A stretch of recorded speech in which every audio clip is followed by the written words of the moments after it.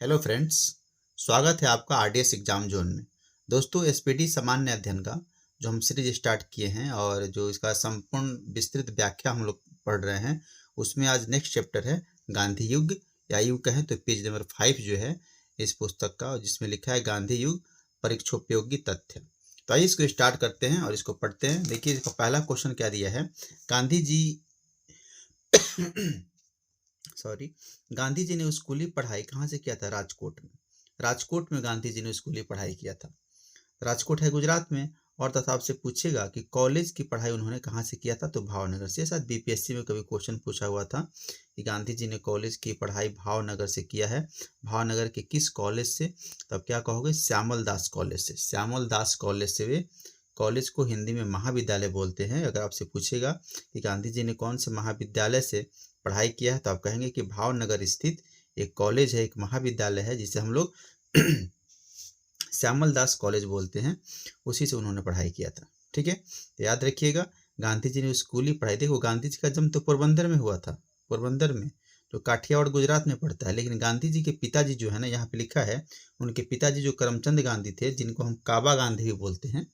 करमचंद गांधी जी के पिताजी जो है ना, पिताजी गांधी जी के पिताजी जिनका नाम करमचंद गांधी है, हम उनको क्या बोलते हैं? काबा गांधी बोलते हैं। काबा गांधी।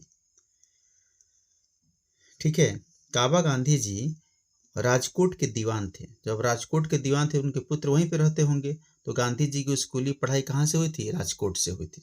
फिर उसके बाद नेक्स्ट क्वेश्चन क्या लिखा है? गांधी जी 1888 में वकालत पढ़ने इंग्लैंड गए। ठीक है, गांधी जी 1888 में वकालत पढ़ने इंग्लैंड चले गए और 1891 में पढ़ाई पूरी करके भारत लौटे।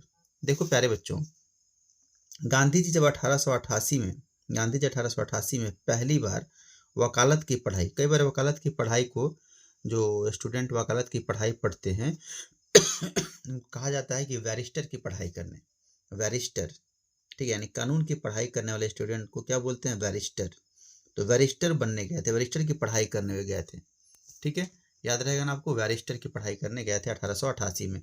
कहाँ गए थे? तो आप कहोगे प्यारे बच्चों, इंग्लैंड में गए थे। ठीक है, इंग्लैंड में गए थे बैरिस्टर की पढ़ाई करने। ठीक है, अच्छा गांधी जी इंग्लैंड में गए थे बैरिस्टर की पढ़ाई करने। मैं आपसे पूछ दूं, आखिर इंग्लैंड में गए होंगे पढ़ाई करने तो किसी कॉलेज में पढ़े होंगे ना? तो उस कॉलेज का नाम था यूनिवर्सिटी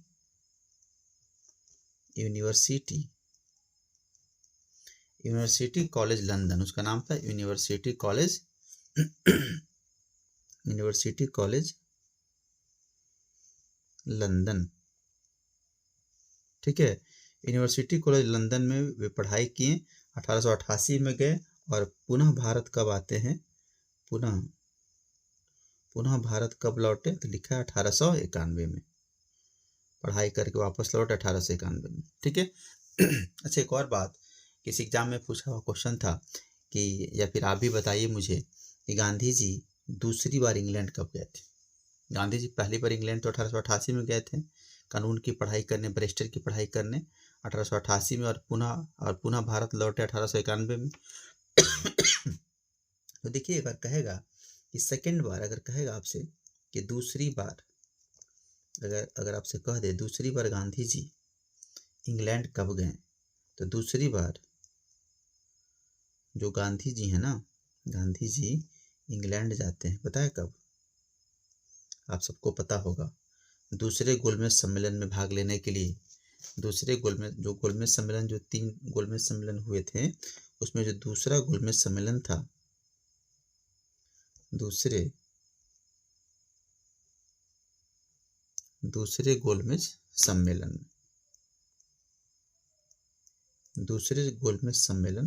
1931 में। 1931 में वो दूसरे गोलमेज सम्मेलन में भाग लेने दूसरी बार वो इंग्लैंड गए थे। ठीक है नेक्स्ट क्वेश्चन देखते हैं।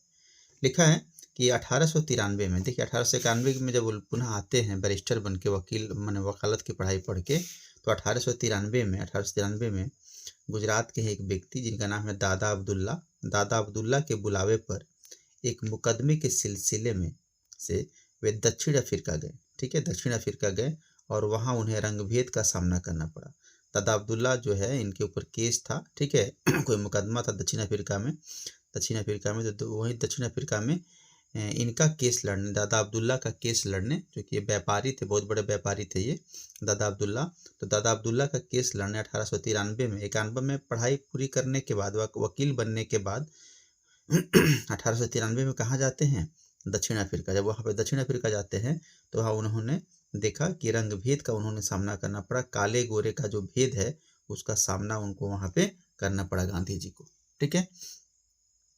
लिखा है प्यारे बच्चों कि ट्रेन से जा रहे थे वो, 1893 की घटना है कि ट्रेन से डरबन से प्रिटोरिया जा रहे थे। या डरबन जो है, डरबन ये दक्षिण अफ्रीका में जगह है डरबन, और वहाँ से प्रिटोरिया जा रहे थे, प्रिटोरिया भी जगह है वहाँ का।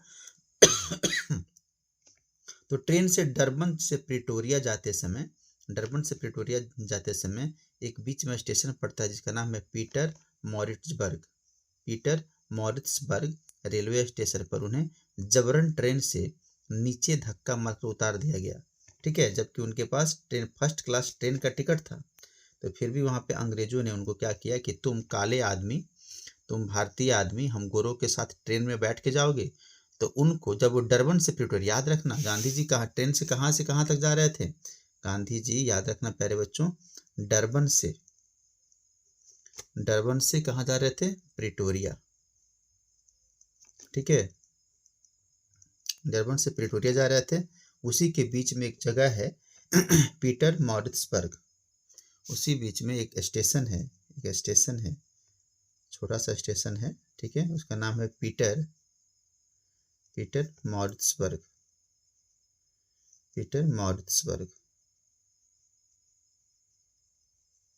इसी पीटर मॉरिट्सबर्ग स्टेशन पे गांधी जी को उसको सामान सहित उनको नीचे फेंक दिया गया। यह घटना जो है पीटर मॉरिट्सबर्ग पर, यह आपकी घटना है 7 जून 1893 की घटना है वो, ठीक है। तो यहाँ पे आप लोग क्या देखिएगा, लिखा है उनको नीचे धक्का मार के उतार दिया गया। उसके बाद वहाँ पे उनको बहुत बुरा लगा और उन्होंने सोच लिया कि मैं इसके लिए यहाँ पे आंदोलन वगैरह करूँगा, इसके लिए केस वगैरह लड़ूंगा। तो देखो 1893 में ऐसी घटना हो गई। फिर उन्होंने 1894 में एक संगठन का स्थापना किया। 1894 में उन्होंने नटाल कांग्रेस की स्थापना किया था, ठीक है। याद रखना, यहाँ पे लिख रहा हूँ, देखो नटाल इंडिया कांग्रेस, वास्तव में नाम क्या था, Natal India Congress. Natal India Congress की स्थापना गांधी जी ने कब किया था, तो कहना 1893 के बाद 1894 में। इसकी स्थापना कब हुई थी, स्थापना अगर कहेगा 1894 में स्थापना, नटाल इंडिया कांग्रेस की स्थापना 1894 में। अच्छा, नटाल इंडिया कांग्रेस की स्थापना जो आप देखे हैं, नटाल इंडिया कांग्रेस की स्थापना जिन्होंने किया था, तो इसके अध्यक्ष कौन थे पता है आपको, इसका अध्यक्ष का बात कहेगा अध्यक्ष, और इसके सचिव का बात कहेगा। आपको बता दे रहा हूँ कि अगर सचिव कहेगा, सचिव तो कहना खुद गांधी जी इसके सचिव बने थे। नटाल इंडिया कांग्रेस जिसकी स्थापना 1894 में हुई थी, उसके सचिव कौन बने थे, गांधी जी। अध्यक्ष कौन बने थे, तो वही अध्यक्ष बने थे कौन, दादा अब्दुल्ला जो यहाँ जो लिखा है ना दादा अब्दुल्ला, यहाँ पे देखिए 1893 में दादा अब्दुल्ला के बुलावे पर और एक मुकदमे के सिलसिले में वे दक्षिण अफ्रीका गए थे। तो यही दादा अब्दुल्ला दक्षिण अफ्रीका में जो नटाल इंडिया कांग्रेस की स्थापना 1894 में हुई थी, तो अध्यक्ष कौन बने थे, दादा अब्दुल्ला बने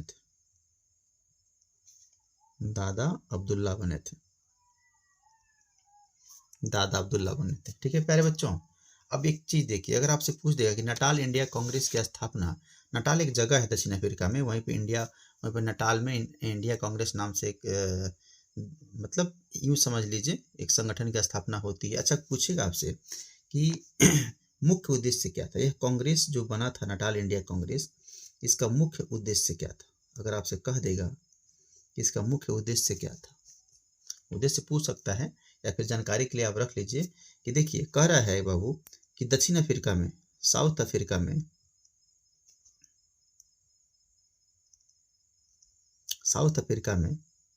भारतीय व्यापारियों साउथ अफ्रीका में जितने भी भारतीय व्यापारी थे,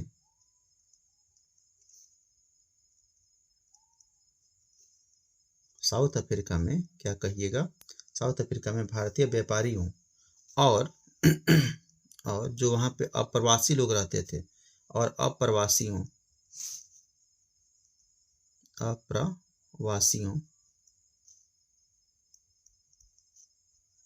और अप्रवासियों के खिलाफ वहाँ पे नस्लीय भेदभाव होता था। अप्रवासियों के खिलाफ नस्लीय भेदभाव, नस्ली मतलब गोरे काले का भेदभाव, नस्लीय भेदभाव के विरोध को का मतलब नस्लीय भेदभाव का विरोध करना, का नस्लीय भेदभाव का विरोध करना और अधिकारों की रक्षा करना था। ठीक है, विरोध करना और अधिकारों की रक्षा करना था इसका मुख्य उद्देश्य। ठीक है, नेक्स्ट पढ़ते हैं। तो कहिएगा कि नटाल इंडिया कांग्रेस का स्थापना कब हुई थी? 1894 में। अध्यक्ष कौन बने थे? तो दादा अब्दुल्ला। सचिव कौन बने थे? तो आपको गांधी जी। ठीक है, लिखा है नेक्स्ट, गांधी जी ने सत्याग्रह का पहला प्रयोग, गांधी जी ने सत्याग्रह का, यह देखो कितना सा क्वेश्चन है, गांधी जी ने सत्याग्रह का पहला प्रयोग वैसे तो भारत में चंपारण सत्याग्रह में उन्होंने किया था 1917 में, लेकिन कहेगा कि गांधी जी ने सत्याग्रह का पहला प्रयोग भारत में तो किया नहीं उन्होंने, तो कह रहे गांधी जी ने सत्याग्रह का पहला प्रयोग 1906 में दक्षिण अफ्रीका में किया था, दक्षिण अफ्रीका में ही किया था। देखिए अब दक्षिण अफ्रीका तो बहुत बड़ा देश है, कहाँ किया था? तो कहिएगा मेरे प्यारे बच्चों, कहना कि MG मतलब महात्मा गांधी सर्वप्रथम 1906 में उसी साउथ अफ्रीका उसी दक्षिण अफ्रीका में, दक्षिण अफ्रीका के, यस एक अर्थ होता है साउथ अफ्रीका यानी दक्षिण अफ्रीका दक्षिण अफ्रीका के ट्रांसवाल में एक जगह है, ट्रांसवाल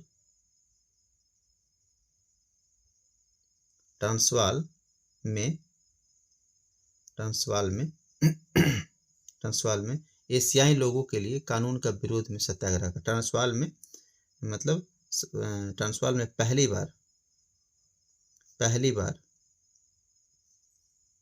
बार सत्याग्रह किया था। जैसे मैं आपसे कह दूं कि गांधी जी ने चंपारण में 1917 में पहली बार सत्याग्रह किया था, तो यह सत्याग्रह किस लिए था? तो यहाँ पे नीलहे तीन कठिया प्रथा था, नीलहे यहाँ के किसानों को परेशान करते थे, इसलिए यहाँ पे उन्होंने सत्याग्रह किया था, पहला सत्याग्रह। लेकिन गांधी जी ने साउथ अफ्रीका के ट्रांसवाल में क्यों किया था? तो कहिएगा एशियाई लोगों के लिए, ठीक है, एशियाई लोगों के लिए कानून के विरोध में, एशियाई लोगों के लिए जो कानून बना था ना वो अलग था। ठीक है,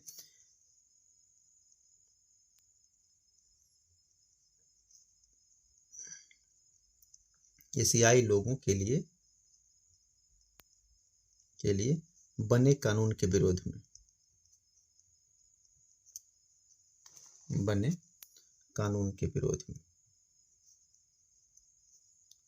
विरोध में उन्होंने पहली बार सत्याग्रह का प्रयोग किया था 1906 में। कहाँ? ट्रांसवाल में। उम्मीद करता हूँ कि समझ में आ रहा होगा आपको।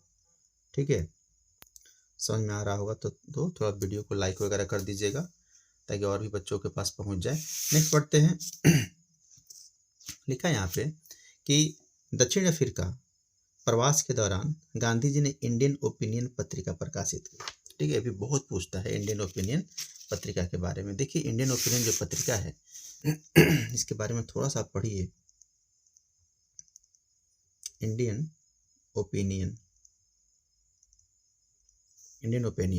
ठीक है, हिंदी में लिख सकते हैं ऐसे, इंडियन ओपिनियन। ठीक है, इंडियन ओपिनियन पत्रिका था, क्या था ये? तो कहना प्यारे बच्चों यह एक पत्रिका था। पत्रिका समझते हैं ना, जिसको मैगजीन कहा जाता है। पत्रिका की शुरुआत उन्होंने, अच्छा यह जो पत्रिका था ना, यह जो पत्रिका था यह जो पत्रिका था इसकी शुरुआत अगर कहेगा, इसको शुरुआत कब हुई? तो कहना 1903 में, 1903, कहीं कहीं 1904 भी देता है, दोनों याद कर लो, 1903 और 4 में ऐसे कर देना। इस पत्रिका की शुरुआत कब होती है? 1903-4 में। गांधी जी ने इसकी पत्रिका की शुरुआत किया था। अच्छा, कभी कभी पूछता है इंडियन ओपिनियन जो पत्रिका की शुरुआत जो साउथ अफ्रीका में की गई थी 1903 और 4 में, इसकी इसकी भाषाएं क्या थी? तो एक भाषा में नहीं था, अनेक भाषाओं में पत्रिका निकलता था। ठीक है, यह पत्रिका इंडियन ओपिनियन अंग्रेजी में भी निकलता था, ठीक है, अंग्रेजी में भी, और उसके बाद तमिल में भी,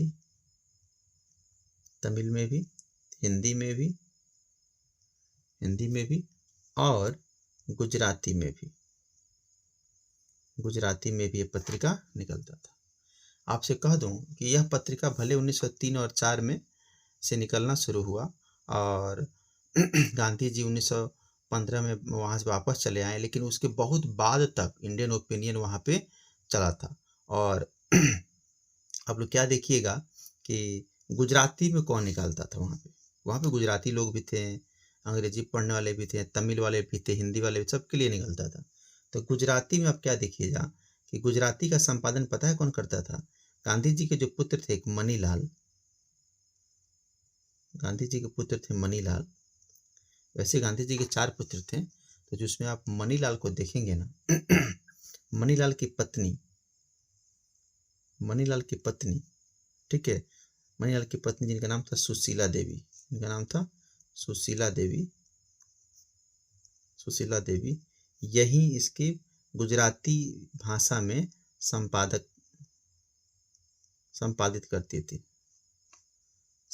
थी, गुजराती भाषा की पत्रिका का संपादक यही करती थी। ठीक है।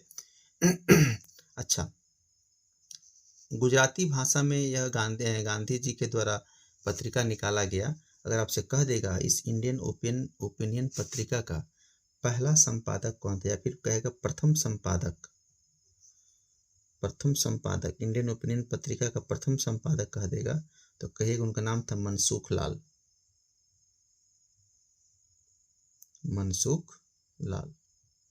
ठीक है, यह प्रथम संपादक थे मनसुख लाल इंडियन ओपिनियन पत्रिका का। कहाँ निकलता था? तो साउथ अफ्रीका में गांधी जी ने इसकी शुरुआत की थी। कब शुरुआत किया था? तो 1903-4 में, और यह 1930-32 तक चला है ये। ठीक है, गांधी जी तो 15 में चले आए थे। और यह जो इंडियन ओपिनियन जो पत्रिका है, इसकी भाषाएं जो थी अंग्रेजी थी, तमिल थी, हिंदी थी और गुजराती थी। गुजराती में संपादन कौन करता था? तो गांधी जी के जो पुत्र थे मनीलाल, 4 पुत्रों में एक थे मनीलाल, तो मनीलाल की पत्नी थी सुशीला देवी ही संपादक थी। ठीक है, कहेगा कि प्रथम संपादक कौन था? तो कहिएगा मनसुख लाल इंडियन ओपिनियन के प्रथम संपादक थे। आइए नेक्स्ट क्वेश्चन देखते हैं। तो यह क्वेश्चन हो गया, दक्षिण अफ्रीका प्रवास के दौरान गांधी जी ने इंडियन ओपिनियन पत्रिका प्रकाशित की थी। नेक्स्ट देखिए, लिखा है कि 1915 में अंग्रेजी सरकार ने गांधी जी को कैसरे हिंद के उपाधि से सम्मानित किया। अच्छा, इसके बारे में थोड़ा पढ़ते हैं। कैसरे हिंद क्या है, कि उपाधि दिया गया था।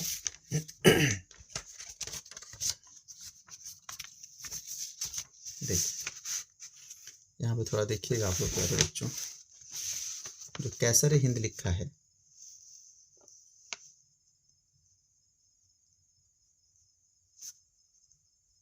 कैसरे हिंद का अर्थ होता है हिंद का राजा, मतलब हिंदुस्तान का राजा कैसरे हिंद।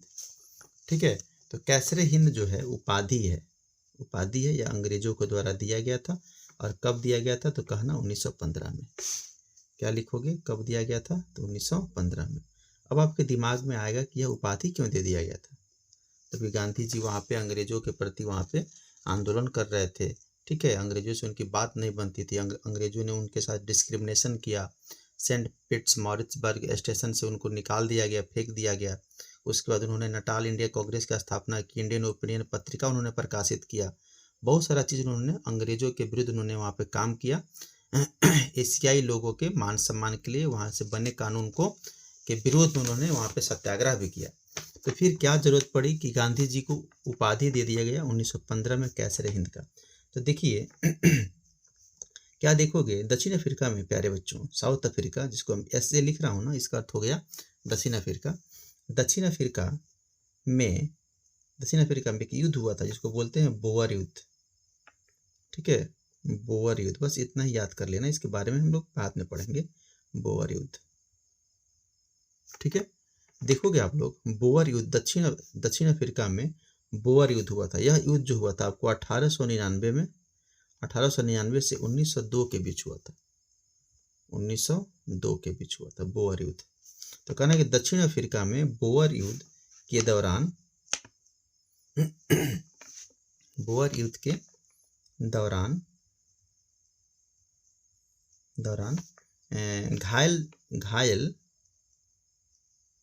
घायल ब्रिटिश सैनिकों को, अब बोअर युद्ध साउथ अफ्रीका में हुआ था, ठीक है, और दक्षिण अफ्रीका जो है अंग्रेजों के दक्षिण अफ्रीका में भी अंग्रेज उस देश को अपना गुलाम बनाए थे। तो बोअर युद्ध के दौरान घायल ब्रिटिश जो सैनिक थे, घायल ब्रिटिश सैनिक, ठीक है, घायल ब्रिटिश सैनिकों की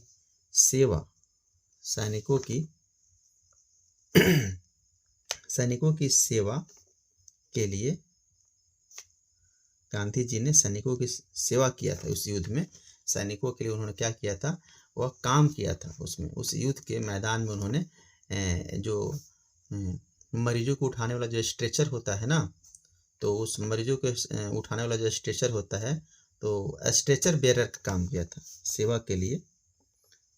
अच्छा, उन्होंने एक समय क्या बोलते हैं कि इस दौरान घायल ब्रिटिश सैनिकों की सेवा के लिए एक इंडियन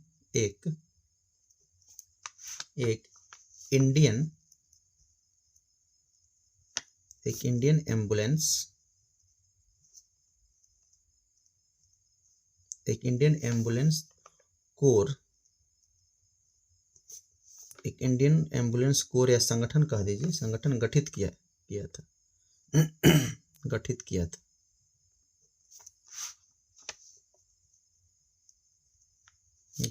था, ठीक है। और यह जो कोर है वह क्या हुआ था, यह घायल सैनिकों की सहायता करता था। और खुद गांधी जी उसमें उस युद्ध के मैदान में स्ट्रेचर, समझते ना, स्ट्रेचर जिससे मरीजों को उठा के ले जाया जाता है, तो स्ट्रेचर बेरर का अर्थ होता है ढोने वाला, बेरर, ठीक है ना। तो खुद गांधी जी स्ट्रेचर बेरर का काम किया था उन्होंने। इसीलिए गांधी जी को ब्रिटेन ने देखो, युद्ध तो 1899 से 1902 में हुआ था युद्ध, ठीक है, 1902 में हुआ था। गांधी जी तो वहाँ 1893 में पहुंच गए थे। तो उस बीच उन्होंने ऐसे लोगों का सहायता किया था, वहाँ के सैनिकों का। इसलिए गांधी जी को 1915 में कैसरे हिंद उपाधि दिया गया था। अच्छा बताइए, जब गांधी जी को कैसरे हिंद उपाधि दिया गया था, तो क्या उस समय भारत में थे या साउथ अफ्रीका में? ये साउथ अफ्रीका में थे नहीं, भारत में थे उस समय, ठीक है, क्योंकि 1914 में वे वहाँ से चले आए थे और 1915 में भारत पहुँचे थे। और यह उपाधि कब मिला है? 1915 में। उसके बाद देखिए नेक्स्ट क्वेश्चन। तो उम्मीद करता हूँ कि समझ में आया होगा कि 1915 में अंग्रेजी सरकार ने गांधी जी को कैसरे हिंद उपाधि से सम्मानित किया था। उसके बाद क्या देखिएगा, गांधी जी भर्ती करने वाले सर्जेंट कहलाए थे। गांधी जी को हम क्या बोलते हैं? भर्ती करने वाला सर्जेंट भी बोलते हैं। देखिएगा, दिखाई दे रहा है आपको? गांधी जी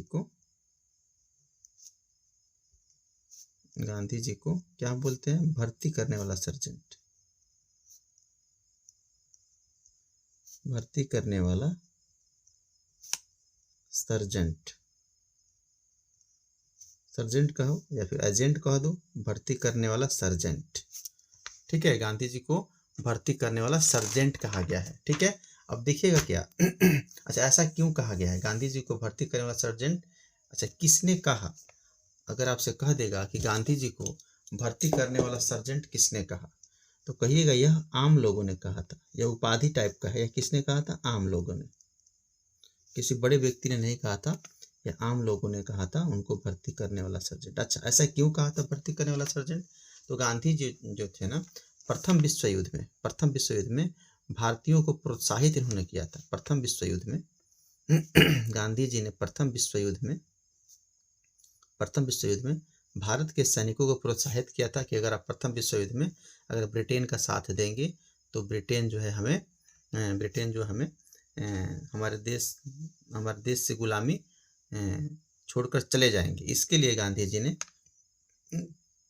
प्रथम विश्व युद्ध में लोगों से अपील किया था, सैनिकों को वहाँ पे भर्ती करने के लिए प्रोत्साहित किया था। इसलिए वहाँ के आम लोगों ने गांधी जी को भर्ती करने वाला सर्जेंट बताया था। ठीक है, नेक्स्ट देखते हैं प्यारे बच्चों। हो गया, गांधी जी भर्ती करने वाले सर्जेंट कहलाए। उसके बाद क्या लिखा है? लिखा है 9 जनवरी 1915 को 9 जनवरी 1915 को गांधी जी अफ्रीका से भारत लौटे थे, सबको पता है। और लौटे और उसके बाद अब क्या देखिएगा, तथा पहला भाषण बनारस हिंदू विश्वविद्यालय के उद्घाटन समारोह में दिया था। ठीक है, अच्छा, जो गांधी जी पहली बार गांधी जी दक्षिण अफ्रीका से भारत लौटे थे 9 जनवरी 1915 को। इसी दिन हम लोग प्रवासी भारतीय दिवस मनाते हैं 9 जनवरी को, या वर्ष 2003 से हम लोग मनाते हैं प्रवासी भारतीय दिवस। ठीक है, अब देखिएगा क्या प्यारे बच्चों कि अब यहाँ पे आपको पढ़ना पड़ेगा कि पहला भाषण उन्होंने भारत में कब दिया, पहला भाषण कहाँ दिया और कब दिया। तो अब यहाँ पे देखिए, बनारस हिंदू विश्वविद्यालय के उद्घाटन समारोह में अब आपको ये भी जानना पड़ेगा कि BHU का उद्घाटन सबसे पहले कब हुआ। तो पहले उसी को पढ़ लेते हैं। देखो, BHU जो है, जिसको बनारस हिंदू यूनिवर्सिटी बोलते हैं, BHU। ठीक है, BHU जो है बनारस हिंदू यूनिवर्सिटी, BHU का जो उद्घाटन है, BHU का जो उद्घाटन है, BHU का जो उद्घाटन है वो पता है कब हुआ था? ये 4 फरवरी 1916 को हुआ था। 4 फरवरी 1916 को हुआ था। गांधी जी जनवरी में आए थे 1915 में, 9 जनवरी को, लेकिन लगभग 1 साल बाद 4 फरवरी 1916 को उद्घाटन हुआ था। ठीक है, अच्छा, जिस दिन उद्घाटन हुआ था ना, उस दिन पता है क्या था भारत में? उस दिन अपने यहाँ उस दिन बसंत पंचमी था, जिसको हम सरस्वती पूजा बोलते हैं। तो सरस्वती पूजा के दिन, बसंत पंचमी के दिन BHU का उद्घाटन हुआ था। बसंत पंचमी के दिन उद्घाटन हुआ था। ठीक है, उद्घाटन किसने किया था? अगर आपसे कह दूं, BHU का जो उद्घाटन हुआ था 4 फरवरी 1916 को, यह उद्घाटन भारत के वायसराय, उस समय जो वायसराय थे लॉर्ड हार्डिंग, वायसराय, उद्घाटन ऐसे लिख देना, उद्घाटन, इनॉग्रेशन जो है, उद्घाटन लॉर्ड हार्डिंग ने किया था। ठीक है, लॉर्ड हार्डिंग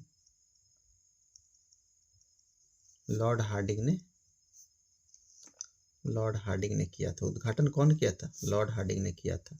और गांधी जी को, प्यारे बच्चों, और भाषण देने हेतु गांधी जी को आमंत्रित किया गया था। मदन मोहन मालवीय ने गांधी जी को भाषण देने के लिए, गांधी जी को भाषण देने हेतु आमंत्रित किया था।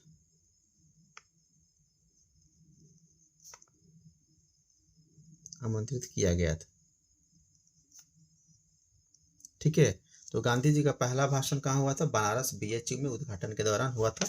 यही क्वेश्चन दिया है। अब आपको समझ में आ गया होगा कि 9 जनवरी 1915 को गांधी जी अफ्रीका से भारत लौटे तथा पहला भाषण बनारस हिंदू विश्वविद्यालय के उद्घाटन समारोह में दिया।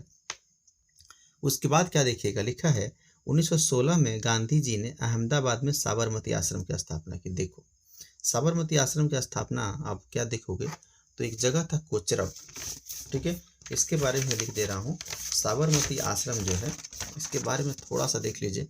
साबरमती आश्रम के बारे में देखो, अगर कहेगा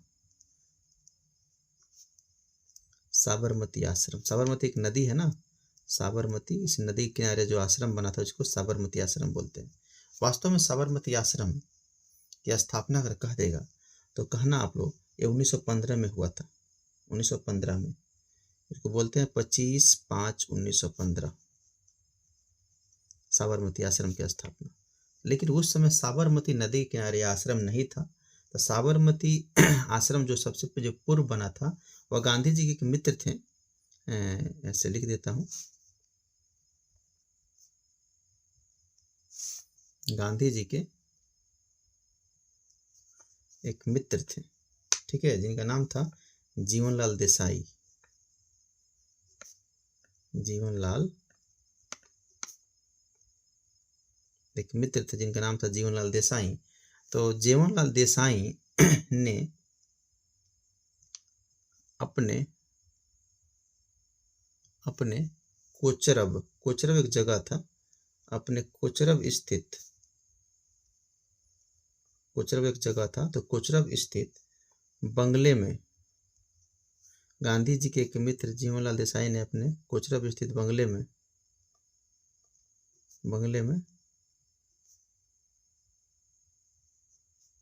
उनका आश्रम बनवाया था।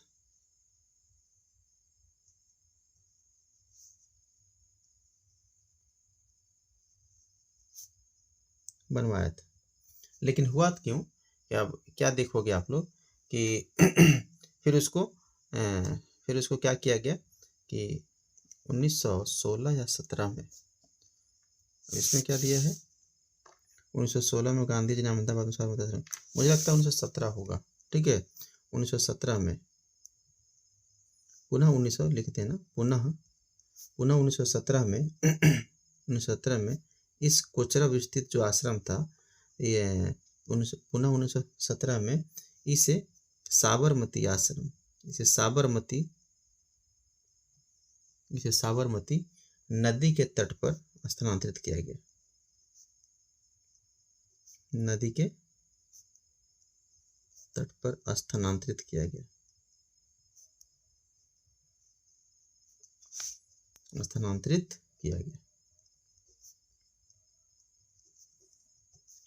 ठीक है, तो इसको आप देख लीजिएगा।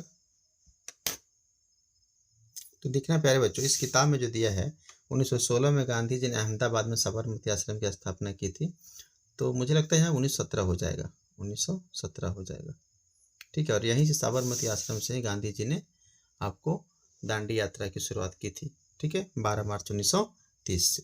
तो कहिएगा कि 1917 में इसे साबरमती नदी के तट पर स्थानांतरित किया गया। पहले लेकिन कहाँ पे था, कोचरब स्थित, किसके मकान में, किसके बंगले में, तो जीवनलाल देसाई साहब के बंगले में स्थित बंगले में ऐसा था। अब क्वेश्चन देखिए क्या लिखा है, हो गया 1916 में लिखा है, तो 1917 में कर देना। 1917 में गांधी जी ने अहमदाबाद में साबरमती आश्रम की स्थापना की थी। अच्छा एक चीज बताऊं, 1917 में ही गांधी जी चंपारण आए थे, ठीक है। और देखो 1917 में ही एक और चीज लिख लेना, गांधी जी और प्लस लिख दे रहा हूँ, गांधी जी और उनकी पत्नी कस्तूरबा गांधी, गांधी जी और उनकी पत्नी कस्तूरबा गांधी, गांधी जी मतलब गांधी जी और कस्तूरबा गांधी ने 1917 में ही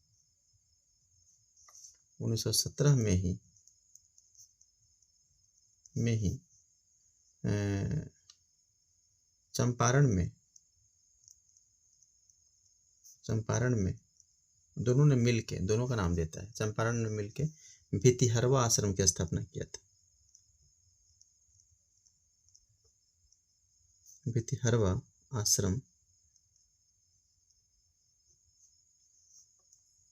की स्थापना किया था।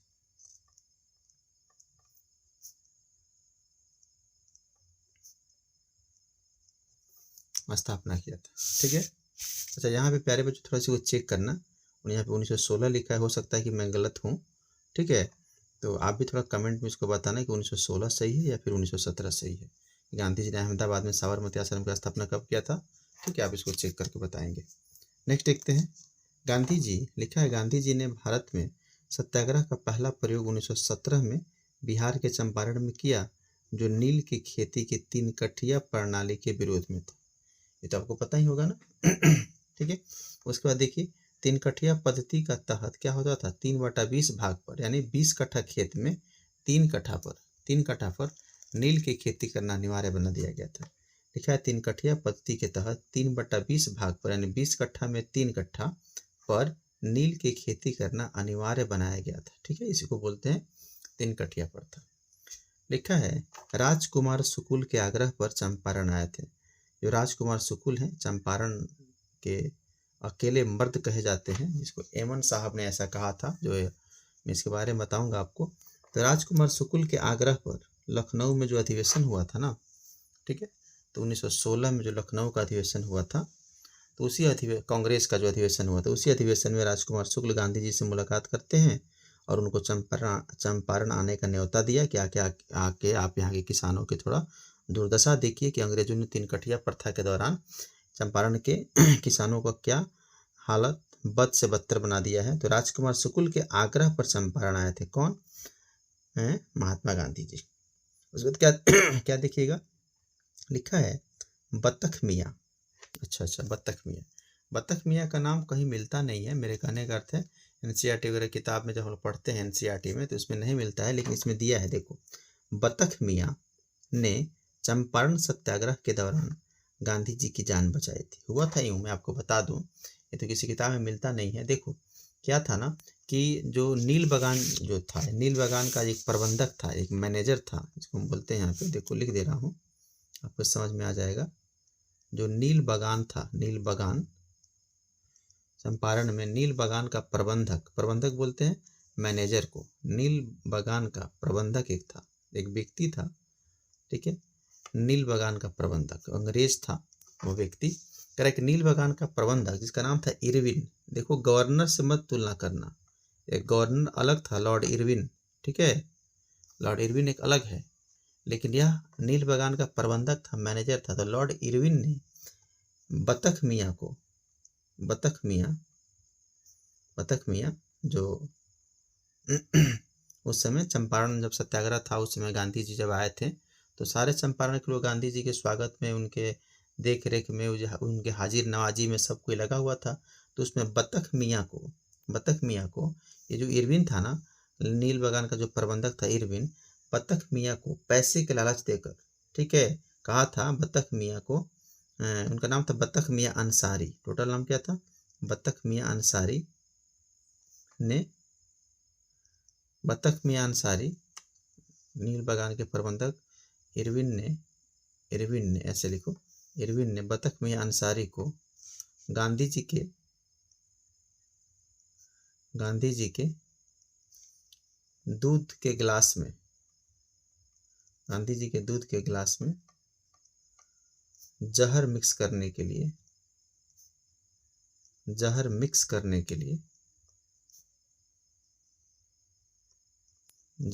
करने हेतु पैसे का लालच दिया था, ठीक है, पैसा, ज्वारात, जॉब, नौकरी का लालच दिया था, ठीक है ना, ठीक है, लालच दिया था।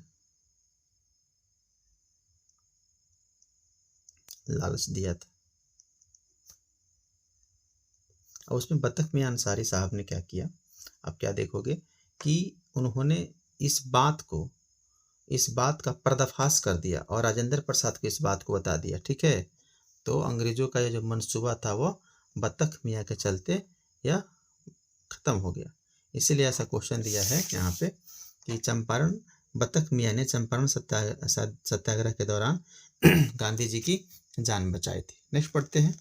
चंपारण सत्याग्रह के दौरान रविंद्रनाथ टैगोर ने इन्हें महात्मा की उपाधि दिया था, ठीक है, इसको याद कर लेना। चंपारण सत्याग्रह में जो उपलब्धि मिली थी गांधी जी को, जो 3 कठिया प्रथा जब समाप्त हो गई, तो चंपारण सत्याग्रह के दौरान जो 3 कठिया प्रथा की उपलब्धि में रविंद्रनाथ टैगोर ने इन्हें महात्मा की उपाधि दी थी, ठीक है प्यारे बच्चों। और गांधी जी ने रविंद्रनाथ टैगोर को गुरु का उपाधि दिया था। रविंद्रनाथ टैगोर ने गांधी जी को महात्मा कहा था और महात्मा गांधी ने रविंद्रनाथ टैगोर को गुरु कहा था, ठीक है।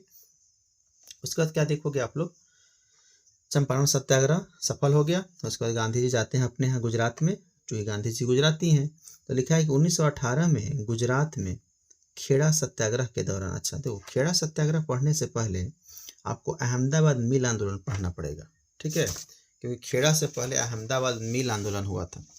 देखिए एक बीमारी था उस समय प्यारे बच्चों, प्लेग बीमारी हुआ करता था, जो चूहों से होता था। चूहों में छोटे छोटे जीवाणु होते थे उसके बाल में, उसी से प्लेग बीमारी हो जाता था। तो अहमदाबाद मिल हड़ताल हुआ था। देखो मैं आपको बता रहा हूँ, प्लेग महामारी में जो अहमदाबाद का जो कपड़ा मिल, उसमें बहुत सारे लोग काम छोड़ दिए थे। तो अब मिल चलाने के लिए लेबर चाहिए, लेबर चाहिए, तो लेबर कम हो गया। तो लेबर कम हो गया तो मिल मालिक ने क्या किया, कम लेबर को देख के कहा कि बोनस बढ़ा देंगे, तुम सब काम करोगे, अगर घर नहीं जाओगे तो तुम लोगों को प्लेग बोनस दिया जाएगा। प्लेग जो बीमारी होता था, तो कहा उन लोगों ने कि आपको प्लेग बोनस दिया जाएगा। तो प्लेग बोनस किस आंदोलन के लिए, तो कहना अहमदाबाद मिल अब प्लेग बोनस के लिए सकार लिया। प्लेग बोनस देने के लिए अंग्रेजों ने भारतीयों को कहा कि ज़्यादा ज़्यादा पैसा देंगे, ठीक है। तो कहा कि 50% हम वृद्धि कर देंगे। अंग्रेजों ने कहा ये तुम्हारे जो पेमेंट है उसमें 50% तक क्या हो जाएगा, वृद्धि हो जाएगा, ठीक है। और जब देखो आप प्लेग जब महामारी थोड़ा सा कम हुआ तो बहुत सारे लेबर अपने घर नहीं गए, रुक गए वहीं पे 50% अपने वेतन की वृद्धि के लालच में। तब अंग्रेजों ने क्या किया, उनके प्लेग बोनस की वृद्धि को बढ़ाया नहीं, ठीक है। कहा कि 50% नहीं बढ़ेगा, 20% बढ़ेगा। अंग्रेजों ने क्या कहा कि 20% बोनस हम देंगे। तब यहाँ पे लोगों को गुस्सा आया, तो लोगों ने एक आंदोलन कर दिया। उस आंदोलन का नाम है अहमदाबाद मील हड़ताल आंदोलन। इसको बोलते हैं अहमदाबाद मील हड़ताल आंदोलन, ठीक है प्यारे बच्चों। अब देखिएगा, इस अहमदाबाद मिल हड़ताल आंदोलन जो है चंपारण के बाद गुजरात में यह पहला था। अगर आपसे कहेगा कि यह कब हुआ था, तो कहना यह मार्च में हुआ था, मार्च 1918 में। कब हुआ था, मार्च 1918 में हुआ था, ठीक है। अब इसमें गांधी जी कूद पड़े। गांधी जी अहमदाबाद मिल हड़ताल आंदोलन में उनकी सहभागिता हो गई, और गांधी जी पहली बार इसी आंदोलन में, गांधी बाबा जो हैं, गांधी जी पहली बार 3 दिनों का भूख हड़ताल करते हैं। गांधी जी पहली बार 3 दिनों का उपवास यानी भूख हड़ताल, 3 दिनों का उपवास करते हैं गांधी जी से, ठीक है प्यारे बच्चों। और उसके बाद क्या देखो, 3 दिनों के भूख हड़ताल के बाद कंपनी अब उनसे बात करने के लिए राजी हो गई। तो कंपनी ने पहले कहा था 50% बोनस बढ़ाएंगे, और कंपनी ने 20% बनाया था। तो गांधी जी ने उसको क्या किया, गांधी जी ने कहा कि ना 20 रहेगा, चलो ना 50 रहेगा। अब 35% बोनस पर गांधी जी ने मिल मालिकों से मनवा लिया। तो मजदूरों को 35%, 50% तो न मिल पाया, लेकिन 35% गांधी जी का हड़ताल करने पर 35% बोनस मिल मालिकों ने बढ़ा दिया। अब यहाँ पे जो लिखा है आपका, यहाँ जो प्रश्न 1918 में गुजरात का खेड़ा, तो देखो गुजरात का जो खेड़ा सत्याग्रह हुआ था ना, उस खेड़ा सत्याग्रह से पहले हुआ था अहमदाबाद मिल हड़ताल। अगर मैं यहाँ पे खेड़ा सत्याग्रह की बात कर दूं प्यारे बच्चों, अगर मैं खेड़ा की बात कर दूं, खेड़ा सत्याग्रह, तो यह भी कि यह जो था यह मिल हड़ताल था, और यहाँ पे जो था यह किसानों का था खेड़ा सत्याग्रह। यह कब हुआ था, देखो इसका जो मैं लिखा हूँ यहाँ पे, मार्च 1918 में। और यह कब हुआ था, यह भी 18 में ही हुआ था। दोनों अहमदाबाद मिल आंदोलन भी गुजरात में, खेड़ा भी गुजरात में। यह हुआ था जून 1918 में, जून 1918 में हुआ था खेड़ा, ठीक है प्यारे बच्चों। अच्छा, इसमें क्या हुआ था कि यहाँ सत्याग्रह करना पड़ा, तो देखो उस समय का दौर जो चल रहा था ना, अकाल का दौर चल रहा था। तो अकाल के कारण, अकाल मतलब बारिश वगैरह नहीं हुआ, अकाल के कारण अकाल अगर आता होगा तो क्या होता होगा, अकाल के कारण फसल बर्बाद हो जाती होगी, अकाल के कारण फसल बर्बाद। अब फसल बर्बादी के बाद भी फसल बर्बाद, लेकिन फिर भी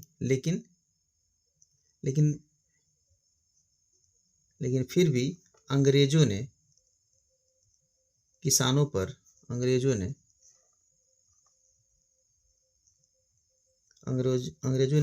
पर 23% टैक्स बढ़ा दिया था, 23% टैक्स बढ़ा दिया था। अब इसी के विरोध में खेड़ा सत्याग्रह होता है, ठीक है। तो टैक्स बढ़ाकर वसूलना यही सत्याग्रह का कारण था। फिर उसके बाद वहाँ भी इतना टैक्स जो है इसको माफ़ करना पड़ा अंग्रेजों को। तो खेड़ा सत्याग्रह में भी गांधी जी का विजय होता है। ठीक है, इसी खेड़ा सत्याग्रह में सरदार वल्लभ भाई पटेल की मुलाकात होती है गांधी जी से। खेड़ा सत्याग्रह में सरदार वल्लभ भाई पटेल जी की मुलाकात होती है गांधी जी से। आइए नेक्स्ट क्वेश्चन देखते हैं। देखो यहाँ पे लिखा भी है प्यारे बच्चों, 1918 में गुजरात के खेड़ा सत्याग्रह के दौरान सरदार वल्लभ भाई पटेल गांधी जी से जुड़े थे, उनसे वहीं पे मुलाकात होती है। उम्मीद करता हूँ कि आप सबको समझ में आ रहा होगा। नेक्स्ट देखिए, लिखा है 1919 में पारित रॉलेट एक्ट, जिसको हम काला कानून भी बोलते हैं। ठीक है, काला कानून के खिलाफ सत्याग्रह का आह्वान किया था गांधी जी ने कि हम रॉलेट एक्ट के खिलाफ, गांधी जी ने कहा था कि हम रॉलेट एक्ट के खिलाफ क्या करेंगे, सत्याग्रह करेंगे। देखो रॉलेट एक्ट को, जिसे हम काला कानून बोलते हैं ना, काला कानून जो बोलते हैं, यहाँ पे देखिएगा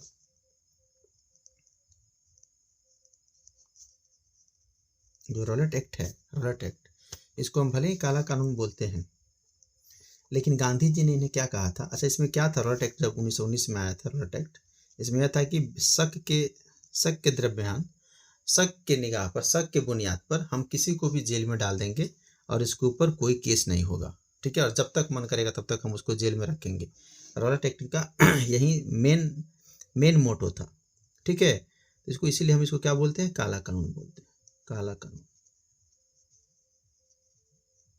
काला कानून बोलते हैं। अच्छा, गांधी जी ने इस रॉलेट एक्ट को पता है क्या कहा था, गांधी जी ने रॉलेट एक्ट को कहा था बिना वकील, बिना दलील, बिना अपील का कानून है। गांधी जी ने कहा था इसको, गांधी जी ने इसे कहा था बिना वकील, बिना दलील,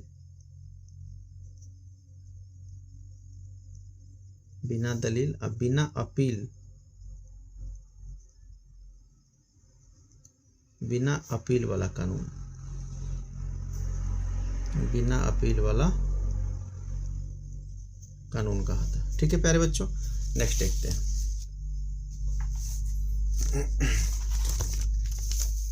अब यहाँ पे देखिए क्या लिखा है, 1919 में पारित रॉलेट एक्ट, जिसे काला कानून के खिलाफ सत्याग्रह का आह्वान किया था गांधी जी ने, किसके खिलाफ हम आह्वान करेंगे।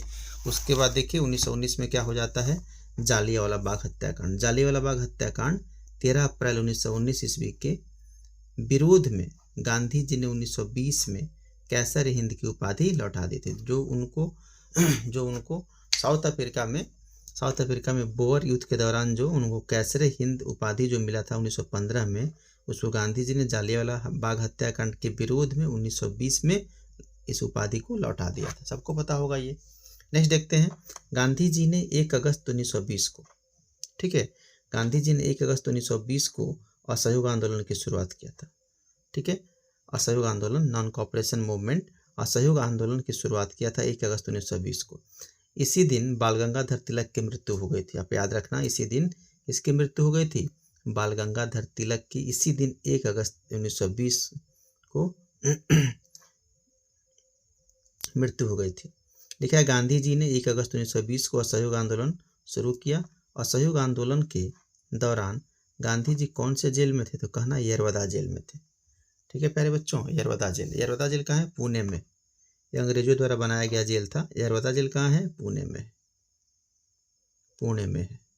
ठीक है, यह एक जेल था जो बहुत 500 बीघे का एक जेल था, यरवदा जेल। तो असहयोग आंदोलन के दौरान गांधी जी को यरवदा जेल में बंद कर दिया गया था। नेक्स्ट पढ़ते हैं,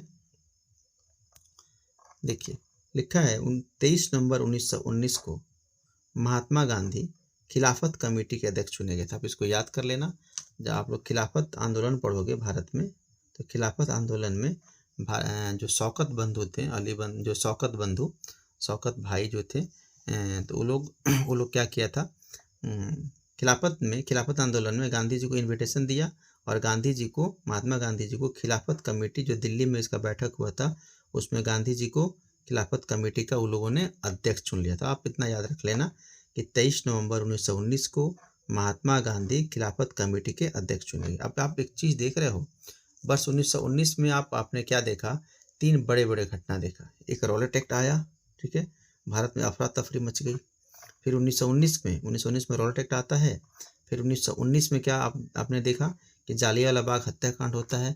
उसके बाद आपने क्या देखा, 1919 में ही आपने क्या देखा कि जो मुसलमान जो मतलब मुसलमान लोग हैं, ठीक है, तो उनके जो खलीफा हुआ करते थे, खलीफा, उनको अंग्रेजों ने हटा दिया था, ठीक है। तो यहाँ पे देखोगे 1919 में, इसीलिए मुसलमानों ने, तुर्की की बात कर रहा हूँ मैं, तुर्की में वहाँ पे, तो यहाँ पे भारत के मुसलमानों ने महात्मा गांधी यहाँ पे खिलाफत आंदोलन स्टार्ट किया था। तो 23 नवंबर 1919 को महात्मा गांधी ने खिलाफत कमेटी के अध्यक्ष चुने गए थे, ठीक है। अब नेक्स्ट पेज पढ़ते हैं हम लोग। यहाँ पे देखिए लिखा है, मोहम्मद अली जिन्ना ने गांधी को खिलाफत आंदोलन से दूर रहने की सलाह दी थी। भले ही वहाँ के खिलाफत कमेटी के बहुत सारे लोगों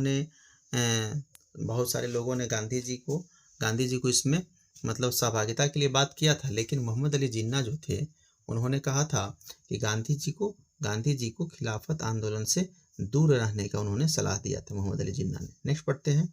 5 नवंबर 1920 को ऑल इंडिया कांग्रेस समिति के अधिवेशन में गांधी जी 1 वर्ष में स्वराज प्राप्त करने का नारा दिया था। देखो,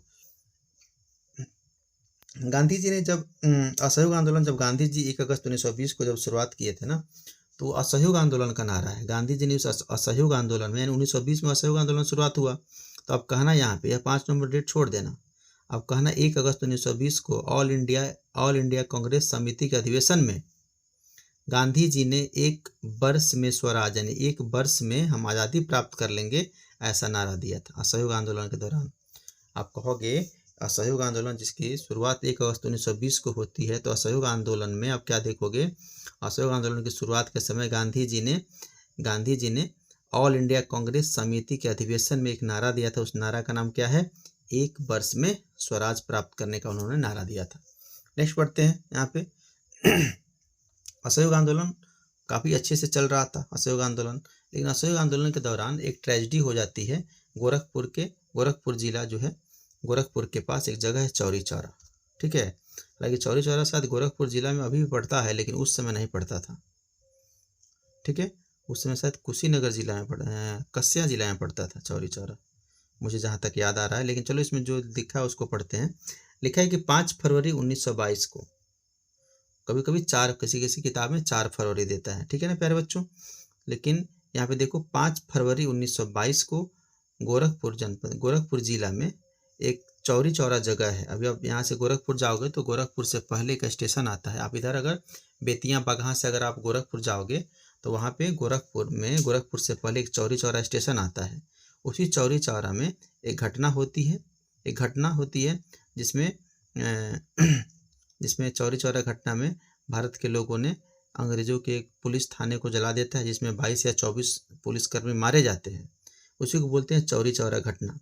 यह घटना कब होती है, 5 फरवरी 1922 के चौरी चौरा घटना से आहत होकर 12 फरवरी 1922 को गांधी जी ने असहयोग आंदोलन वापस ले लिया, ठीक है। समझा रहा है आपको। तो उस समय गांधी जी असहयोग आंदोलन, अच्छा यह आपको दिमाग में आएगा कि अगर घटना 5 फरवरी को हुआ था तो गांधी जी ने 12 फरवरी को क्यों लिया। तो प्यारे बच्चों, यह उत्तर प्रदेश में है और उस समय गांधी जी वर्धा में थे, वर्धा गुजरात में। तो कह रहा है कि उस समय गांधी जी वर्धा में थे, तो कह रहा है कि 12 फरवरी 1922 को गांधी जी ने असहयोग आंदोलन वापस ले लिया तथा असहयोग आंदोलन को हिमालय जैसे भूल बताया, ठीक है। गांधी जी ने कहा था कि मेरा यह जो आंदोलन था, असहयोग आंदोलन, जिसकी शुरुआत 1 अगस्त 1920 में हुई है, गांधी जी अपने इस आंदोलन को क्या बोले, यह मैंने जो आंदोलन किया था ना, वह कैसा था, तो हिमालय जैसा उन्होंने भूल बताया था, हिमालय जैसा भूल बताया था। ऐसा क्यों कहा, इतना अच्छा आंदोलन चल रहा था तो गांधी जी को क्या जरूरत थी कहने की कि हिमालय जैसी भूल थी। तो गांधी जी ने इस बात पे कहा था कि देखो गांधी जी तो अहिंसक व्यक्ति थे, हिंसा करना मतलब उनका मूल मंत्र अहिंसा। तो गांधी जी ने यह बात को लेकर हिमालय जैसी भूल बताया। गांधी जी ने कहा कि बिना अहिंसा के ट्रेनिंग दिए हुए इतना बड़ा आंदोलन खड़ा कर देना यह हिमालय जैसी भूल है। समझ में आया। मतलब उनके कहने का अर्थ है कि पहले अहिंसा का ट्रेनिंग देना चाहिए, उसके बाद ऐसा करना चाहिए, आंदोलन स्टार्ट करना चाहिए। अब देखेंगे चौरी चौरा घटना के समय अच्छा यहाँ पे देखो, यहाँ पे क्वेश्चन तो दिया, जो भी मैं वर्धा बोला हूँ शायद ये गलती है प्यारे बच्चों, तो उसके लिए आपसे सॉरी मांगता हूँ। ठीक है, वर्धा नहीं। यहाँ पे देखो लिखा है चौरी चौरा घटना के समय वे कहाँ थे, बारदोली में थे। बारदोली, उसी को वर्धा बोल दिया हूँ गलती से, याद नहीं आया था। ठीक है, चौरी चौरा घटना के समय वे कहाँ पे थे, बारदोली में थे। उसके बाद देखिएगा 1924 के एकमात्र बेलगांव अधिवेशन, जो कांग्रेस का जो अधिवेशन होता था, तो मात्र बेलगांव अधिवेशन, जो बेलगांव जो है कर्नाटक में पड़ता है, में कांग्रेस के अध्यक्ष बने थे कौन, गांधी जी कांग्रेस के मात्र एक बार अध्यक्ष बने हैं 1924 में, वो भी कर्नाटक के बेलगांव अधिवेशन में। ठीक है, तो आप इसको याद रखिएगा कि वर्ष 1924 के एकमात्र बेलगांव, कांग्रेस के बेलगांव अधिवेशन में जो कर्नाटक में है, गांधी जी मात्र एक बार कांग्रेस के अध्यक्ष बने हैं। उसके बाद देखिए क्या लिखा है, गांधी जी का आत्मकथा जो है, ठीक है, गांधी जी का जो आत्मकथा है, आत्मकथा, गांधी जी का आत्मकथा का नाम क्या है, सत्य के साथ मेरे प्रयोग। सत्य के साथ मेरे प्रयोग का प्रथम बार प्रकाशन नवजीवन में हुआ था। अब आपको समझना पड़ेगा भैया कि गांधी जी का जो आत्मकथा के बारे में थोड़ा समझ लो, ठीक है, और गाया और नवजीवन के बारे में थोड़ा सा समझ लो कि क्या है। तो देखो नवजीवन जो था ना, गांधी जी का एक साप्ताहिक पत्रिका था जो गुजराती भाषा में निकलता था। मैं लिख दे रहा हूँ, देखो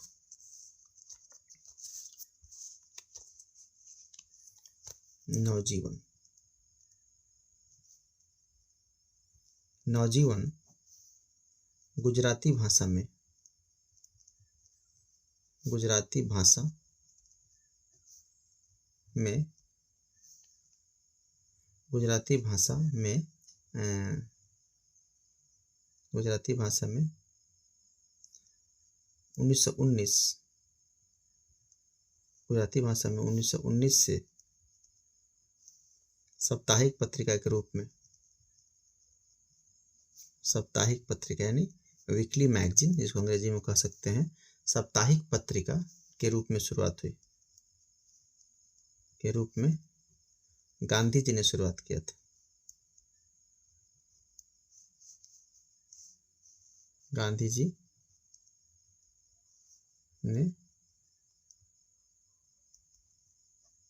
ने शुरुआत किया था। समझ में आ रहा है आपको? ठीक है, शुरुआत किया था। अब क्या देखोगे कि 1919 में तो गुजराती भाषा में एक साप्ताहिक पत्रिका नवजीवन की शुरुआत हो गई। ठीक है, अब क्या देखोगे आप लोग प्यारे बच्चों, अब जो उनकी पुस्तक है, गांधी जी की जो पुस्तक है सत्य के साथ मेरे प्रयोग,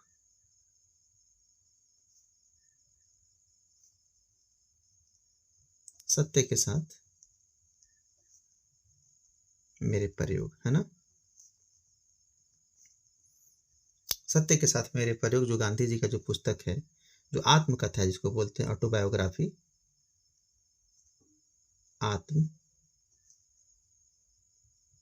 जो आत्मकथा है, यह भी गुजराती भाषा में गांधी जी ने लिखा था। कौन सी भाषा में लिखा था? गुजराती भाषा में। ठीक है, अब यहाँ पे क्या देखोगे, इसको गांधी जी ने, सत्य के साथ मेरे प्रयोग, गांधी जी ने लिखा था कब? तो मैंने आपको बोला कि गांधी जी असहयोग आंदोलन के बाद और भी कई बार जब यरवदा जेल में थे, जब यरवदा जेल महाराष्ट्र में है, पुणे में यरवदा जेल, तो आप कहोगे कि 1925 से 1929 के बीच, 1925 के बीच नवजीवन पत्रिका के लिए, नवजीवन जो पत्रिका जिसकी शुरुआत 1919 में हुई थी, नवजीवन पत्रिका के लिए, नवजीवन पत्रिका के लिए यरवदा जेल में रहते हुए, यरवदा जेल में रहते हुए अपनी आत्मकथा सत्य के साथ मेरे प्रयोग यरवदा जेल में रहते हुए लिखा था या फिर लिखे थे। समझ में आ रहा है आपको? दोनों हो गया आपका। नवजीवन किस भाषा में है? गुजराती भाषा में। कब से है? तो 1919 से। कैसा पत्रिका है भैया? साप्ताहिक पत्रिका है। ठीक है, गांधी जी ने इसकी शुरुआत की थी। और गांधी जी का जो आत्मकथा है जिसका नाम है सत्य के साथ मेरे प्रयोग, ठीक है, सत्य के साथ मेरे प्रयोग, तो उसमें यह जो आत्मकथा है गांधी जी का, अगर इसको अंग्रेजी में कहना होगा, जैसे कोई पूछ देगा तो माई एक्सपेरिमेंट्स विथ ट्रुथ इसको बोलते हैं, सत्य के साथ मेरे प्रयोग, तो कहना कि माई एक्सपेरिमेंट विद ट्रुथ, है ना। आप अंग्रेजी में लिख सकते हो, अंग्रेजी में आप याद करना, सत्य के साथ मेरे प्रयोग जो है ना उसको आप कहोगे माई एक्सपेरिमेंट्स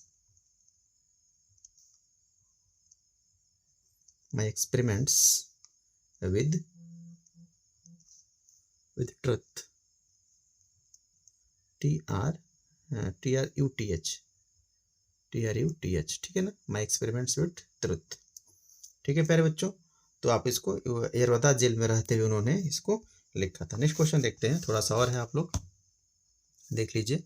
यहाँ पे गांधी जी ने 12 मार्च 1930 को 78 अनुयायियों के साथ साबरमती से दांडी यात्रा आरंभ कर 6 अप्रैल 1930 को 388 किलोमीटर, कभी कभी मील में देता है कितने मील में, तो कहना 240 मील गांधी जी ने जो साबरमती से कहाँ तक गए थे, दांडी यात्रा तक गया था। आप क्या देखोगे, जैसे आप भारत यहाँ बनाते हो ना प्यारे बच्चों, ऐसे भारत का जो अपना ऐसा जो बनता है अपना भारत,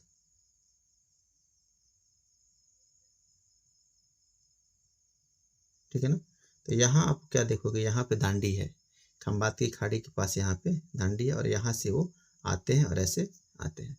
तो यहाँ पे है आपको साबरमती आश्रम और यहाँ पे है दांडी, इतना किलोमीटर जो दूर है उसको बोलते हैं, कभी कभी मील में देता है, तो कितने मील में है, 240 मील, 240 मील में, लेकिन यहाँ पे किलोमीटर दिया है। तो कहना अच्छा टोटल कितना समय लगा था, कितना समय लगा था, तो कहना 24 दिन का समय लगा था गांधी जी को पूरा दांडी मार्च में।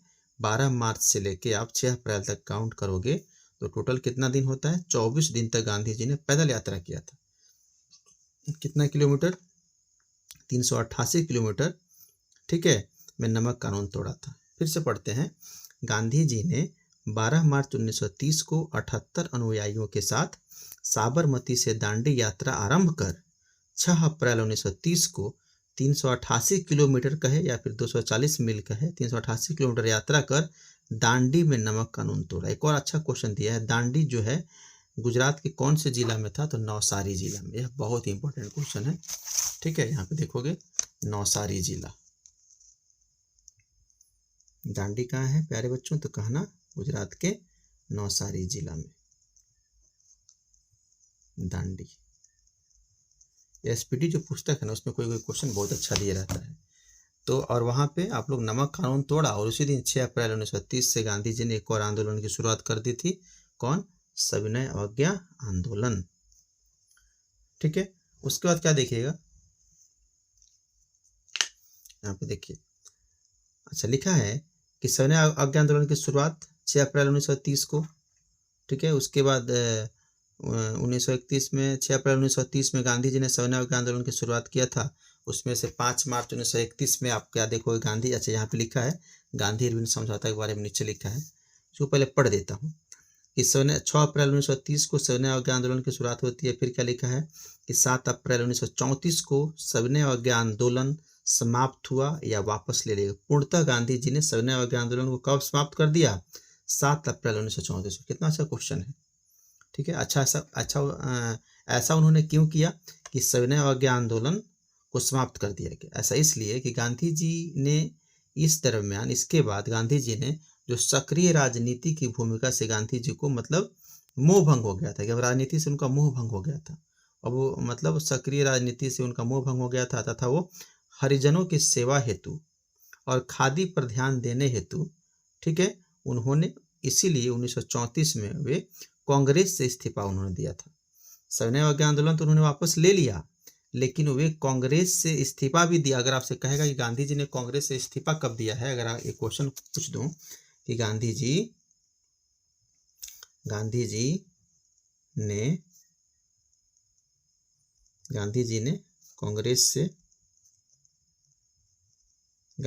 कांग्रेस से इस्तीफा क्यों दिया या कब दिया, ठीक है। अगर कब की बात कर देगा तो कहना 1934 1934। इसी 1934 में गांधी जी ने सविनय अवज्ञा आंदोलन को भी बिल्कुल पूर्ण रूप से स्थगित कर दिया। अब आपके पास क्वेश्चन आएगा कि गांधी जी ने कांग्रेस से इस्तीफा क्यों दिया, तो कहना सक्रिय जो राजनीति था उससे मोह भंग हो गया था। जो सक्रिय जो राजनीति था गांधी जी का, सक्रिय राजनीति से मोह भंग, सक्रिय राजनीति से मोह भंग हो गया था, मोह भंग। और वे चाहते थे कि मेरा जो मूल उद्देश्य था हरिजन सेवा, ठीक है, हरिजन सेवा, गांधी जी ने जो निम्न वर्ग के जो लोग कहे जाते हैं तथाकथित, मैं नहीं कहता हूँ, ठीक है, तो हरिजन सेवा, हरिजन सेवा में अपना मतलब अपना ध्यान केंद्रित करने हेतु हरिजन सेवा प्लस एक और काम क्या था, खादी पर ध्यान, खादी मतलब स्वदेशी, खादी पर ध्यान केंद्रित करने हेतु,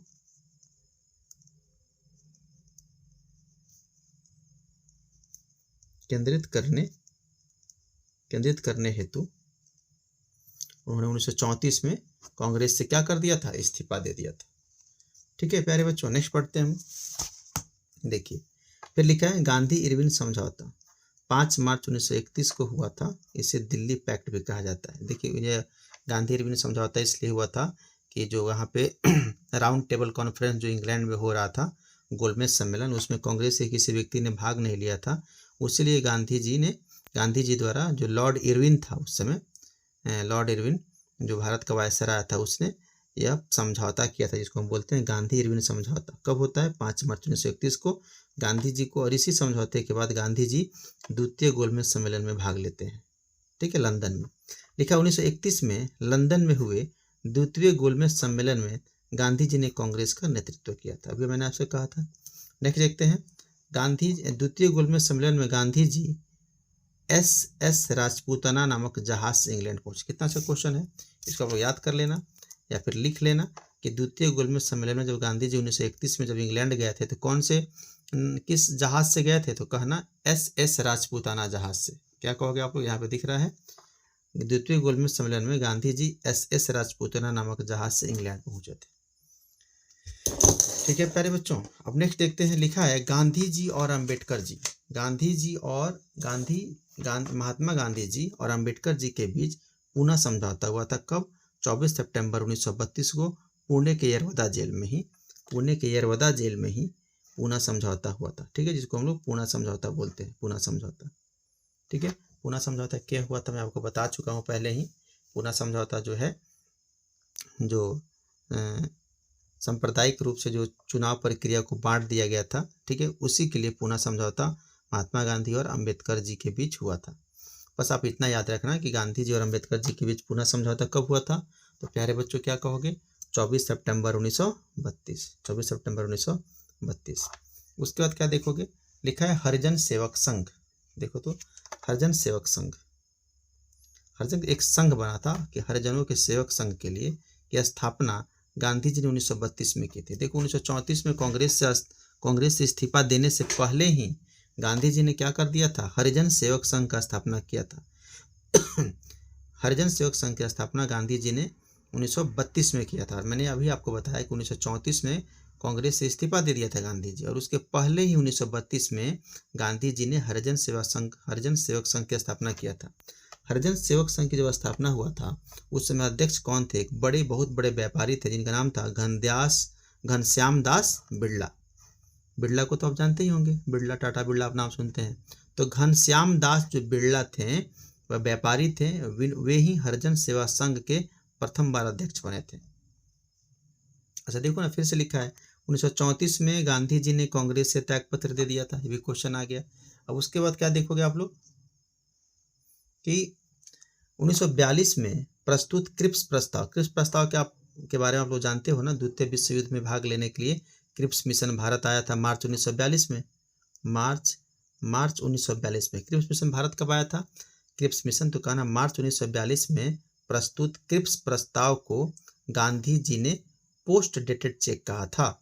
ठीक है, ऐसा बैंक जो दिवालिया हो चुका है उस बैंक का चेक, उसको क्या बोलते हैं, post dated cheque.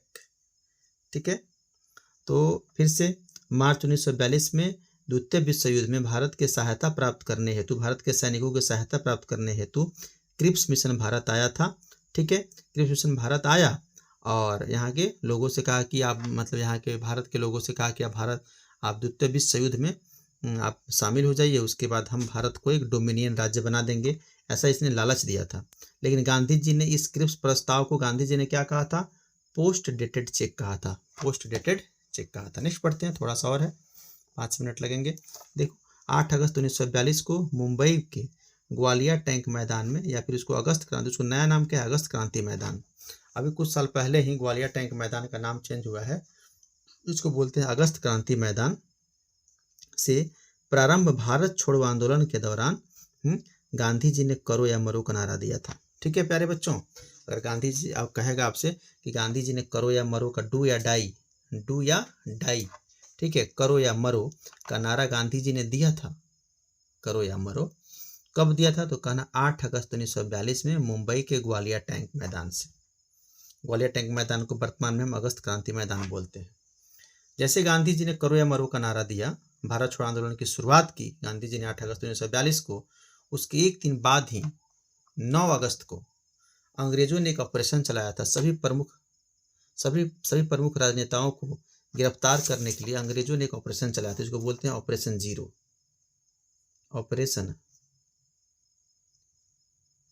Zero hour. ये अंग्रेजों का चलाया गया ऑपरेशन था, ऑपरेशन जीरो आवर। ठीक है प्यारे बच्चों, ऑपरेशन आवर मतलब घंटा होता है।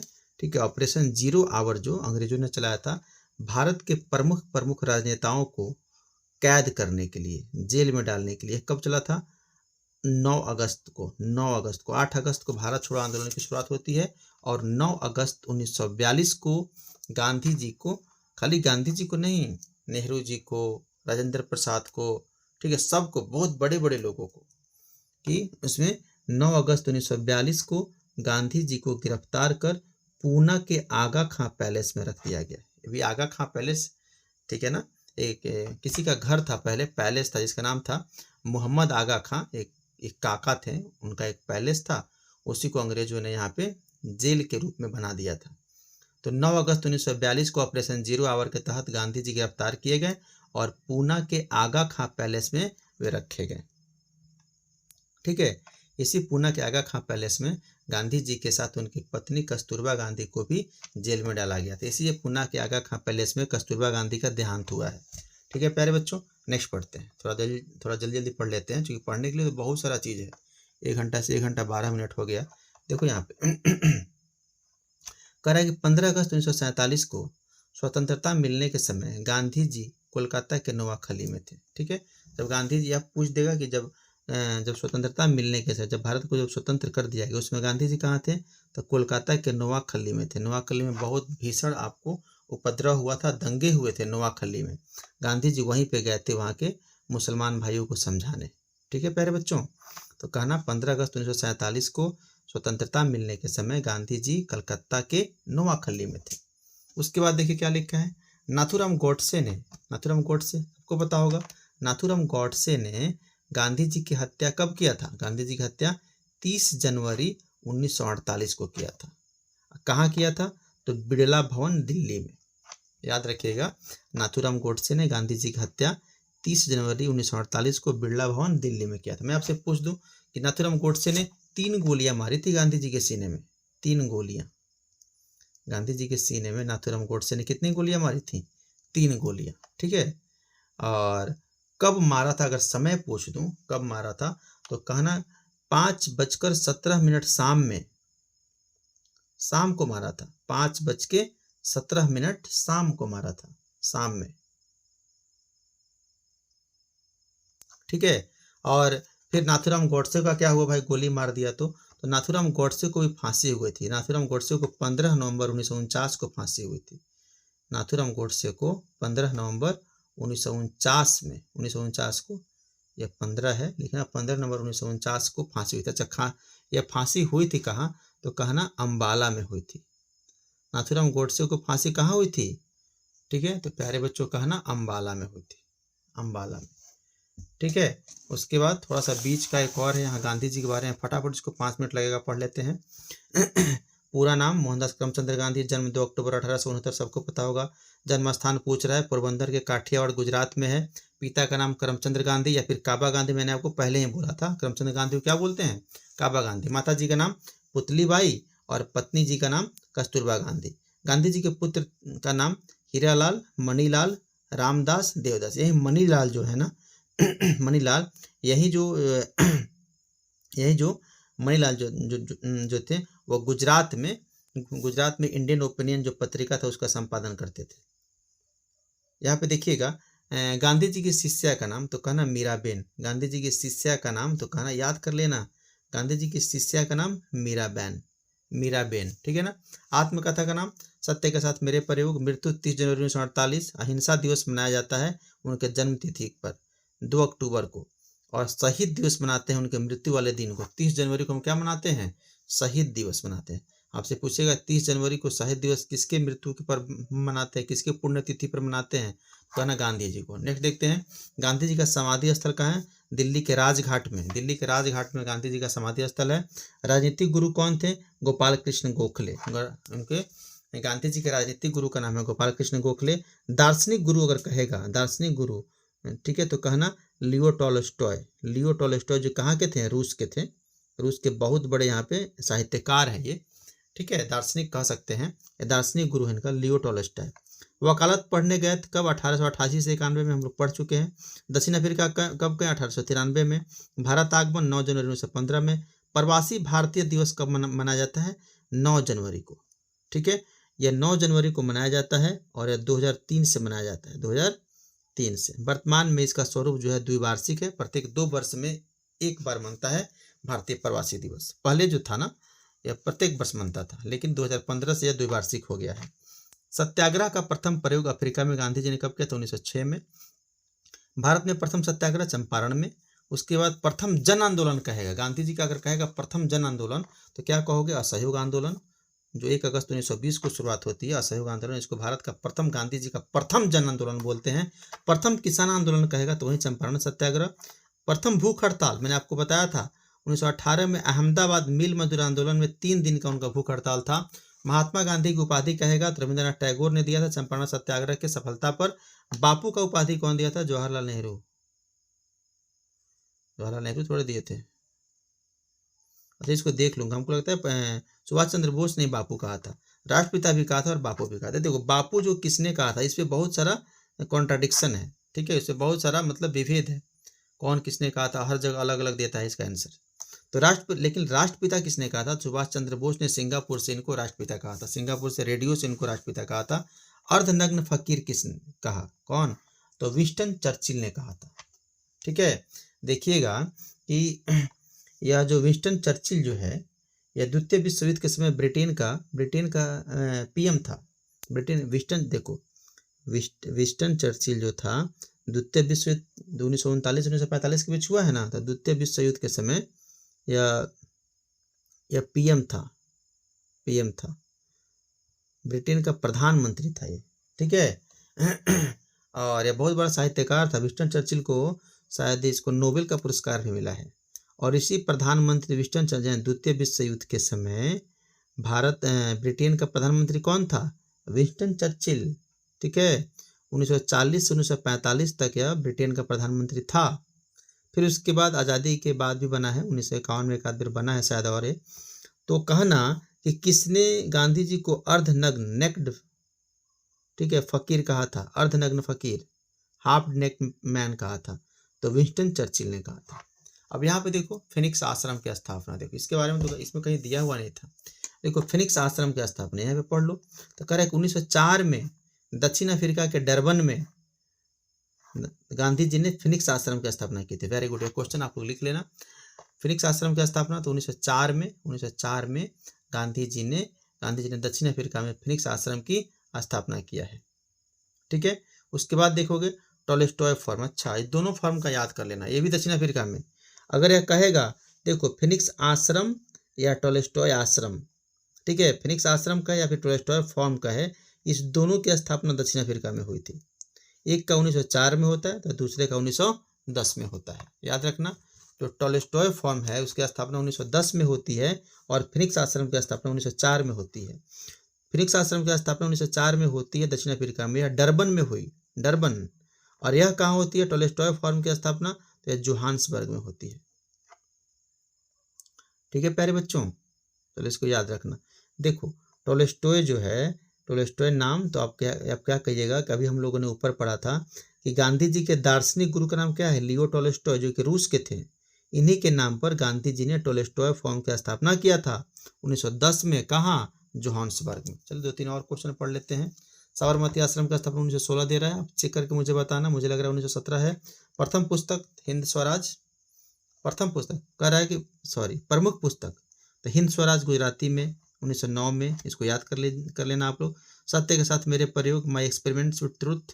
फिर उसके बाद मेरे सपनों का भारत। प्रमुख समाचार पत्र गांधी जी ने कौन कौन सा लिखा था? यहाँ पे लिखा है यंग इंडिया 1919 में, इंडियन ओपिनियन दक्षिण अफ्रीका में 1903-04 में, उसके बाद नवजीवन गुजराती में 1919 से, द ग्रीन पैम्पलेट राजकोट हरिजन 1933। हरिजन याद करना, हरिजन कब से? 1933 से।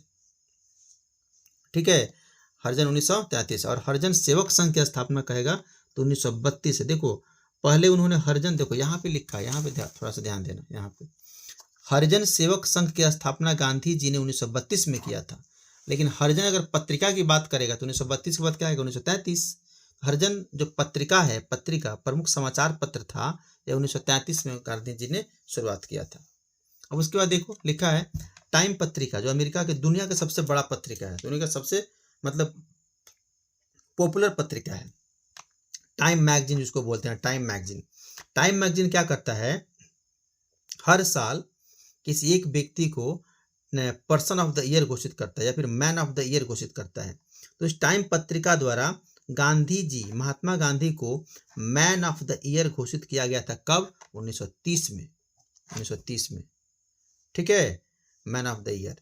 उसके बाद 1930 के बाद आज तक 2026 हो गया, आज तक टाइम पत्रिका ने किसी भी भारतीयों को मैन ऑफ द ईयर घोषित नहीं किया है, पर्सन ऑफ द ईयर घोषित नहीं किया है। भले ही 100 व्यक्तियों की सूची में डाल देता है, लेकिन टाइम पत्रिका का अर्थ होता है कि मान लीजिए पत्रिका है ना, मान लीजिए पत्रिका है तो पत्रिका का जो पहला पेज होता है उस पर उसका फोटो होता है। मैं आपको ये दूसरे मोबाइल में आपको दिखा दे रहा हूँ टाइम मैगजीन, बस 1 मिनट रुकिएगा आप लोग। टाइम मैगजीन इमेज देखिए प्यारे बच्चों, यहाँ पे देखिए, यहाँ पे देखिए टाइम, ठीक है, टाइम मैगजीन में इनको गांधी जी का फोटो है ना यहाँ पे। तो हर साल क्या करता है टाइम मैगजीन, और यहाँ पे देखिए 2025 में मैं देख रहा हूँ, 2025 में देखिए, किसी दूसरे को मुझे पता नहीं है कौन है ये, ठीक है, ऐसे बनाता है। यहाँ पे ऊपर में लिखा है पर्सन ऑफ द ईयर, आपको दिख रहा होगा। ठीक है, उसके बाद देखिएगा यह हो गया। तो टाइम पत्रिका में बस एक बार ही किसी भारतीयों को पर्सन ऑफ द ईयर या फिर मैन ऑफ द ईयर घोषित किया गया है, गांधी जी को 1930 में। ठीक है, तो उम्मीद करता हूँ कि आपको सीरीज अच्छा लगा होगा, यह आपको सेट, और फिर इसके बाद नेक्स्ट आपको मिल जाएगा वीडियो समय समय पर। तो आप थोड़ा सा वीडियो को लाइक कर दीजिएगा और अच्छा लगेगा तो अपने दोस्तों में शेयर कीजिएगा। Thank you.